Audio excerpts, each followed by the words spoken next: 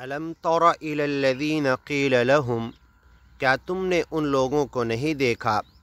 جن سے کہا گیا تھا کفوا ایدیکم، اپنے دونوں ہاتھوں کو روکے رکھو، یدھ مت کرو مکہ میں، واقیموا الصلاۃ، اور نماز قائم کرو، وآتوا الزکاۃ، من کی پاکی، ہر چیز کی پاکی اور صفائی، زکوٰۃ دیتے رہو، صدقہ خیرات کرتے رہو، اور والذین ہم للزکاۃ فاعلون، جو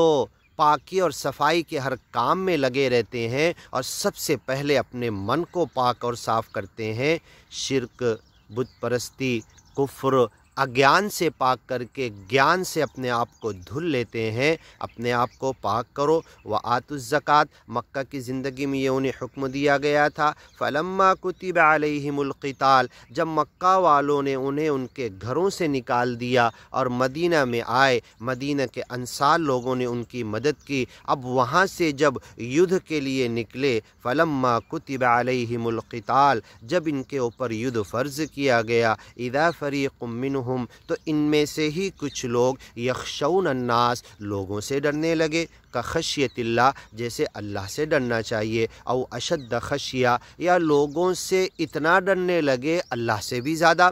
وقالوا ربنا، اور یہ کچے ایمان والے منافقین کہنے لگے، اے ہمارے رب، لما کتبت علینا القتال، تو نے ہمارے اوپر جنگ اور یدھ کیوں ڈال دیا، لولا اخرتنا، اور ٹائم کیوں نہیں دیا، جب تو مکہ میں مطالبہ کر رہے تھے،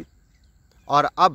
یہاں پر جب فرض کیا گیا، لولا اخرتنا، کیوں ہمیں تاخیر نہیں کیا اور موقع نہیں دیے یدھ کے لیے، تیاری کے لیے، ابھی تو جنگ نہیں، سامان نہیں، کچھ نہیں، گھوڑے نہیں، ہتھیار نہیں، اچھی فوج نہیں، لولا اخرتنا، اور ڈیلے کیوں نہیں کیا، الی اجل قریب، تھوڑی سی قریب کی مدت تک کے لیے، قل، ان سے کہہ دو، متاع الدنیا قلیل، اگر زندہ رہ کر مرے تک، موت تک، بڑھاپے تک بھی دنیا کی تمام چیزوں سے تمہاری دل کی من پسند چیزیں مل جائے، اس سے تم نے فائدہ اٹھایا، تو یہ سب کچھ دنیا، پوری دنیا دھوکے کی ہے، قلیل ہے، متاع غرور ہے، متاع قلیل ہے، والآخرۃ خیر لمن اتقی، اور آخرت ان لوگوں کے لیے بہتر ہے جو سچے مالک